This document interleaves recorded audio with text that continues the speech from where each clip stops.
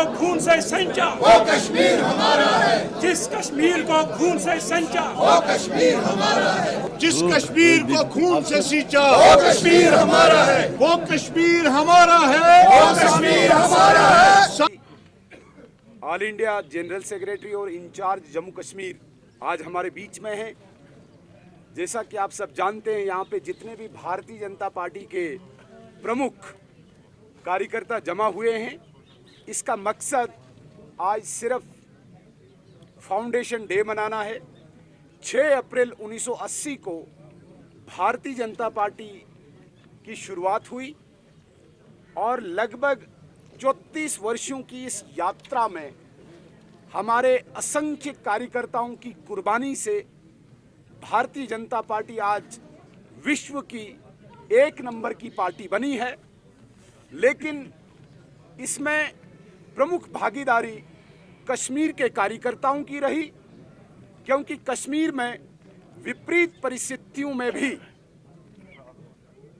Adverse circumstances में भी हमारे भारतीय जनता पार्टी के कार्यकर्ताओं ने यहाँ पे पार्टी की जड़ें मजबूत करने में कोई कमी नहीं रखी। आज भारतीय जनता पार्टी का स्थापना दिवस है, फाउंडेशन डे है। मैं सभी भारतीय जनता पार्टी के कार्यकर्ताओं को, पूरे देश के भारतीय जनता पार्टी के कार्यकर्ताओं को बधाई देता हूं, क्योंकि भारतीय जनता पार्टी के पहले प्रेसिडेंट श्यामा प्रसाद मुखर्जी जी ने जम्मू कश्मीर के नागरिकों को ज़्यादा अधिकार मिले, इन्हें 370 और 35A की दास्ता से मुक्ति मिले, उसके लिए इस धरती पर बलिदान दिया था। ये धरती हमारे लिए बहुत पवित्र और प्रेरणा देने वाली धरती है। मैं भारतीय जनता पार्टी के असंख्य कार्यकर्ता, जिन्होंने बिना किसी लाग लपट लालच पद की इच्छा रखे बिना दशकों भारतीय जनता पार्टी का काम किया, वो दृश्य अदृश्य कार्यकर्ता जो कभी दिखे भी नहीं, लेकिन लगातार हिंदुस्तान जिंदाबाद के नारे, ये धरती हमारी है और कश्मीर का जो हिस्सा पाकिस्तान ने कब्जा किया हुआ है जबरन, उसको भी आज़ाद कराना है, ये सोच लेकर लगातार काम करते आ रहे हैं। और मैं जिन्होंने यहाँ पर भाईचारे के लिए, यहाँ के शांति के लिए, यहाँ के विकास के लिए, पाकिस्तान और चीन का एजेंडा यहाँ फेल हो,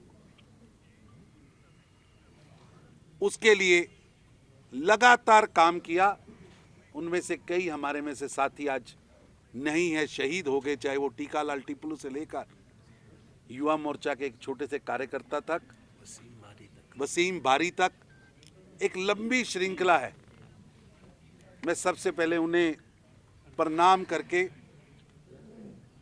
को भारतीय जनता पार्टी का इतिहास बलिदानों का, शौर्य का रहा है।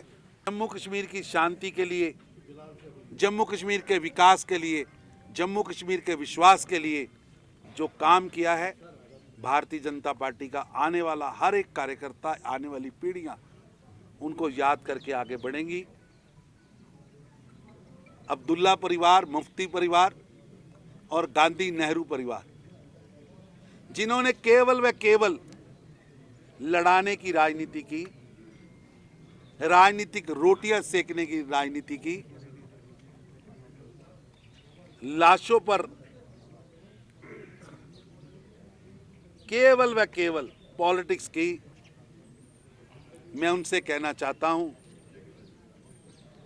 कि अब जम्मू कश्मीर की जनता उन्हें नकार चुकी है, नकार चुकी है।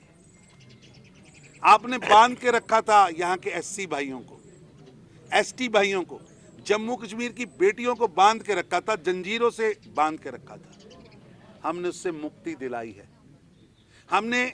आपने जम्मू कश्मीर के विकास को रोक के रखा था। आज जम्मू कश्मीर का विकास शुरू हुआ है। अब इन 3 परिवारों की जो विष में लाने वाली 3 परिवारों की लड़ाने वाली जो पॉलिटिक्स है अब नहीं चलेगी।